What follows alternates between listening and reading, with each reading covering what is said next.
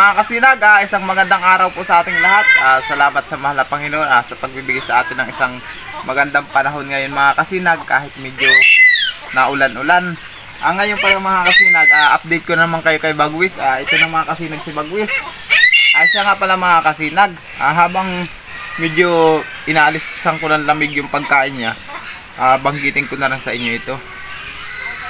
Nung mga nakaraan pala mga kasinag, bago ko po ikulong si Bagwis, ipinaalam ko na po ito sa DENR.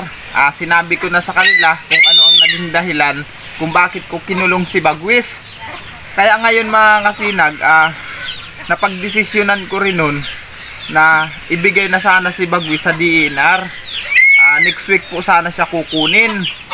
Habang lumalapit ang araw mga kasinag ng schedule ng kanilang pagkuha, naisipan ko si Bagwis mga kasinag, naawa ako habang nakikita ako siya dito sa loob ng kulungan. Kaya naisip ko mga kasinag, nakiusap ulit ako sa DENR na kung pwede, si Bagwis po, dito ko na lang siya aalpasan sa kung saan lugar ko siya nakuha. Doon ko na lang siya mga kasinag aalpasan. Ngayon mga kasinag, hindi ko muna siya alpasan, baka mga bukas po. Alpasan natin doon mga kasinag, kasi si Bagwis mga kasinag, naka-recover na. Medyo malayo-layo mga kasinag yung pag-aalpasan ko sa kanya. Siguro mga isang oras lakad. Kasi mga kasinag, hindi talaga ito matututo si Bagwis maghunting hanggat binibigyan ko nga talaga ng pagkain. At sana mga kasinag, maunawaan nyo naman ang sitwasyon ni Bagwis. Kaya kinulong ko ito. Alam na po ng DENR ito. Hindi na rin kukunin ito mga kasinag ng DENR. Hindi na rin daw po sila pupunta dito.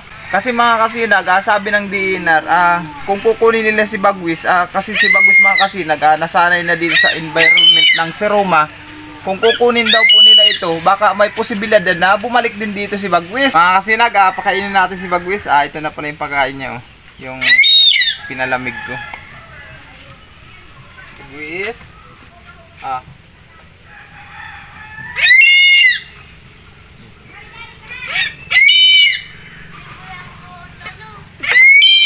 Ayan mga kasinag, binigyan na natin siya ng pagkain. Hihingi pala ako sa inyo ng pasensya mga kasinag kung nung manakaraang araw napagdesisyonan ko na si Bagwis ibigay sana sa DENR. Alam ko mga kasinag na magagalit kayo sa akin, madaming madidismaya sa mga susubaybay, sa mga nagmamahal kay Bagwis. Pasensya na kayo mga kasinag ha. Pero ngayon mga kasinag, si Bagwis, ibabalik ko na lang po doon sa kung saan ko siya nakuha nung maliit pa. Doon ko na lang po siya aalpasan. Kasi nag-usap naman kami ng DENR na pag ready ko na siyang pakawalan, doon ko na lang po siya pakawalan sa lugar na yun. Kasi mga kasinag, pag dito ko rin po siya inalpasan sa lugar namin, baka makaperwisyo mga kasinag, or hindi mas si Bagwis makaperwisyo. Si Bagwis ang mabalingan, mapagbayad lalo nung wala sa oras. Pero yung na-disgrasya mga kasinag na mga manok ni Bagwis sa farm nung nakaraan na hindi ko pa nakakausap hanggang ngayon yung may-ari, inaantay ko pa mga kasinag na mag-usap kami para mabayaran ko kung ano man yung naging damage ni Bagwis dun. Kaya mga kasinag, pasensya na po kayo ha. Maraming salamat sa pagsubaybay nyo sa aming YouTube channel, sa pagtangkilik nyo. Maraming salamat sa inyo mga kasinag. Ngayon pala mga kasinag, pinakita ko muna sa inyo si Bagwis. Kasi mga kasinag, magkatrabaho kami sa palayan. Magagawa kasi kami ng dalugihan. Samahan nyo muna ako mga kasinag ha. Iwanan na muna natin si Bagwis. Kasi hindi naman kumakain yan mga kasinag pag may bantay. Update ko na lang uli kayo mga kasinag pagbalik ko. Ayan mga kasinag, papunta na tayo dun sa pagtatrabahuhan namin na palayan. Halina kayo.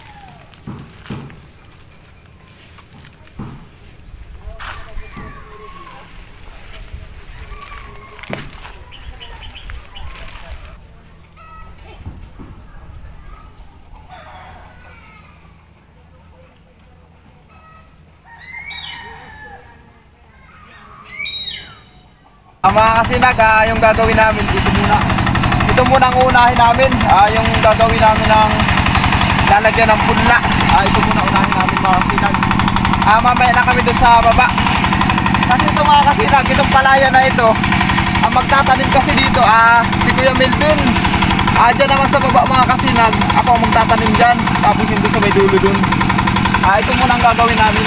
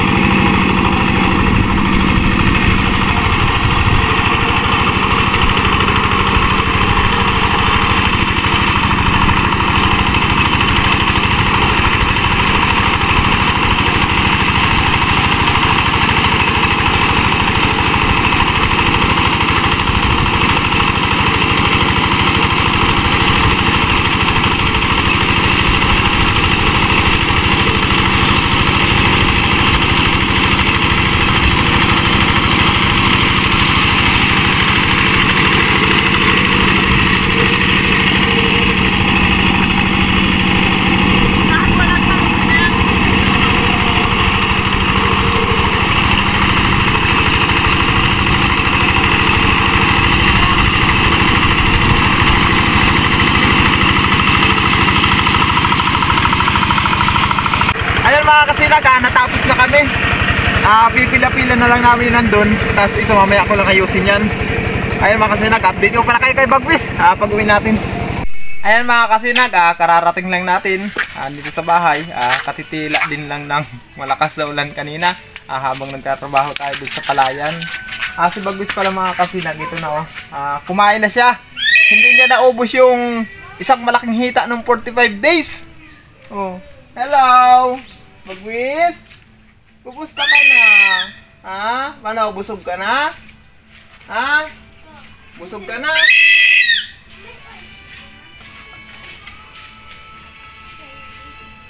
Busog ka na? Aray! Aray! Lastik. Bakit ka galit sa akin? Galit ka sa akin? Inano ako mga kasinag, dong kuko niya bumaon siya nga pala mga kasinag, bukas pa sasama tayo kay Tio Berto. Kasi si Tio Berto mga kasinag, nagkukupras ulit doon.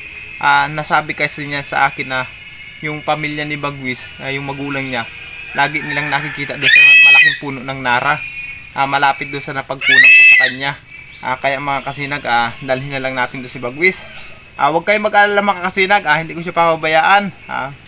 2 times a week, puntahan ko siya doon, or 1 times a week, para matuto na talaga siya mga kasinag maghunting. Kasi kung dito ko talaga alpasan lang mga kasinag sa lugar namin, baka laging pagbibintangan mga kasinag pag may namatay na manok, may naperwisyo, baka ibaling ng ibaling kay Bagwis. Mga kasinag, maraming salamat po. Salamat sa pagtangkilik ng aming YouTube channel ni Bagwis. Sa lahat ng aming viewers, subscribers, lahat ng sumusubaybay, maraming salamat sa inyo mga kasinag. Ayan mga kasinag, magandang hapon sa lahat pala nagpapa-shoutout dyan. Naisulat ko na kayo sa The Book of Shoutout. Shoutout pala kay Aldol Kupinohan, Kinsander Japan, Mr. Binigalang, Mr. Domingo Sandico. Shoutout din kay Alejandro Coracha Damaste. Shoutout pala kay Lorraine and Marlon Aquino from Hawaii, Kabarli Family Santo Tomas, Batangas, Runis Vlog from Muntinlupa City, Dinis Arellano, Habihan from Kasiguran, Sorsogon, Chef Habibi TV, Cow Family from Poblacion, Libmanan, Camarines Sur, Danilo Magallanes, Casensya Family from San Pedro, Laguna, Pedro Espaltero from Jensan, J. Bombet TV, Joel Ramos from Oriental Mindoro, Kyle Delgado, Joel Guillermo, Jacqueline Ibad, Probinsyanong Dako Vlogger, Bernie Amorin from Ormoc City, Boy Himbas, Dondon Landero, Lowell Silidio from Ibahan, Aklan. Ayan mga kasinag, maraming salamat po sa inyong suporta. Sa lahat ng ating mga subscribers, viewers, maraming salamat po sa inyong lahat. Hanggang ngayon mga kasinag, andito pa rin si Bagwis. Sa masusunod araw mga kasinag, dadalhin ko na siya dun sa kung saan ko po siya nakuha. At para matuto na talaga siya mamuhay ng sarili niya. Mga kasinag, hanggang dito lang. Bye-bye.